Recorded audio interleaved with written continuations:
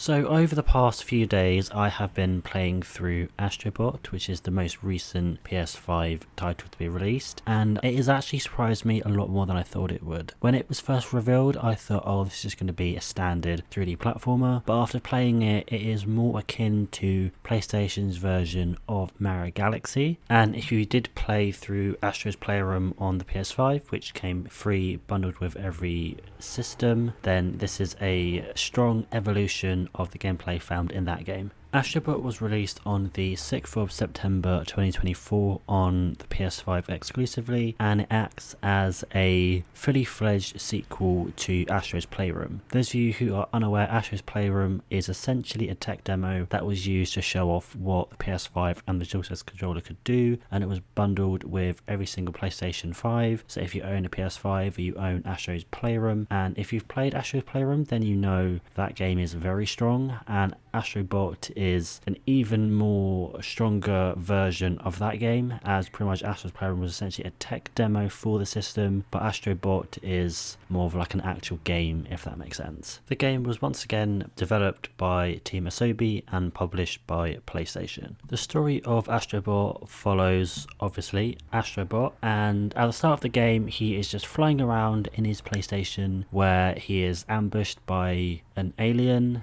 and the alien essentially rips out the core components of the PS5, that being, for example, the SSD, the motherboard and stuff like that. So it is up to Astro to travel to the various galaxies surrounding the place where he crash lands in order to get them back. Like I mentioned, Astro does crash land in this kind of like wasteland area, and this is kind of your central hub for the game, where at the end of each galaxy you will come back to this central hub, place the item that you found into the PS5, and also at the same time unlock the next galaxy you can travel to. In total there are, I want to say, 5 galaxies plus a hidden 6th one. It's quite easy to find the hidden galaxy, as all you need to do is find one of the hidden exits in one of the stages and you will get access to a level in this hidden galaxy. At the end of each galaxy there is a boss that corresponds to the name of the galaxy. For example, the tentacle system, the final boss is a octopus, and you use the skills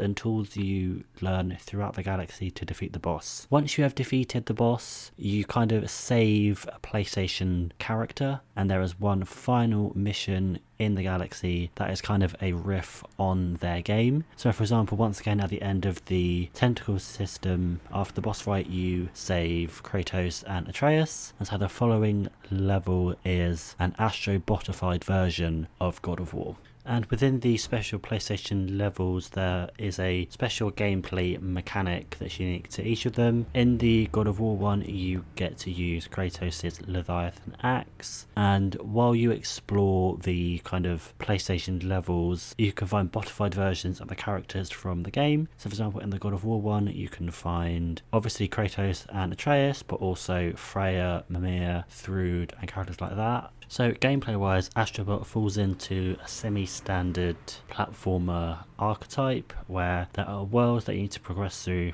and within the worlds there are levels. At the start of this video I akin this game to Mario Galaxy, which I wholeheartedly stand by, mostly because you go to different galaxies and there are different levels within each. Unlike Mario Galaxy, there aren't various objectives to do within each level, it's kind of like a one and done, but across the levels you can find different bots, which upon finding them they will go back to like your wasteland base area, and within the wasteland area you can use them to help you do certain things. So for example, if there's a bridge to get to a different area, it will require you to have a certain amount of bots, and then you can use those to make a bridge and stuff like that. Also, to fight the boss at the end of each world you do need a certain amount of bots within the levels. So say the boss needs 60 bots, you need to make sure you have that number of bots in your total collection so you can actually fight the boss. Across the levels you get access to various power-ups, I guess you'd call them, and like I mentioned previously, these are used to help with the boss fight. Some of the abilities you get is you get these kind of like froggy gloves. I'm not sure if that's what they're actually called, but that's what I'm going to call them. And they are like they're extendable boxing gloves that can be used to either attack enemies from a distance, or they can be used to hook onto the kind of like red poles that you can use to swing across. Another one you get access to is like this mouse power up that means you can go big and small. Another one you get access to is essentially a jetpack. But across the game there are quite a lot of different abilities and power-ups that you can get within the game. In terms of other collectibles you can find within the game, you can also find puzzle pieces. These are once again used back in your like wasteland base, and if you collect a certain amount of them you can unlock a new building. Some of these buildings include like a costume shop for Astro, as well as a customization thing for like your DualSense, I guess you'd call it the ship, I guess you'd call it, which is what Astro flies around on when he's not in the PS5. And also another one is the claw machine that returns from Astro's playroom, which allows you to get special items that you can give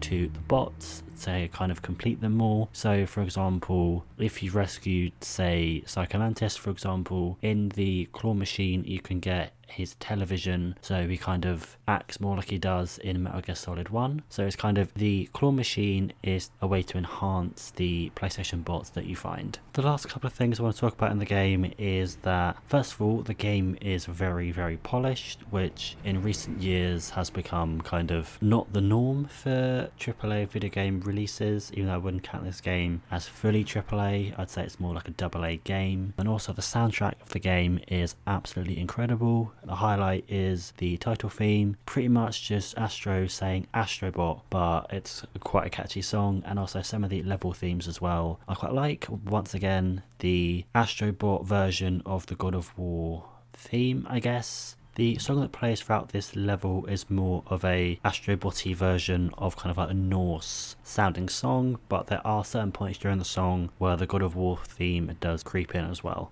And the last thing I want to talk about, which could be a deal breaker for some of you, is the length of the game. As the whole game took me between 10 to 15 hours to like finish the main story. Story I'm going to put in quotation marks. To 100% of the game it took me like 20. So the game isn't that long, but also as it is a lower priced game, I wasn't expecting like Assassin's Creed Valhalla level length. But just bear that in mind if you do think about picking up this game. So those are my thoughts on Astro Bot. If you like this video, please leave a like and subscribe, as I will be doing videos similar to this one on more upcoming games. The reviews I have coming up in the near future is Funko Fusion, as well as a review looking at the PS4 port of Star Wars Jedi Survivor. So if any of those interest you, please subscribe so you'll be notified when those go live. I would also love to hear what you guys think about this game in the comment section down below. But that's all I have for this video. I will see you guys next time.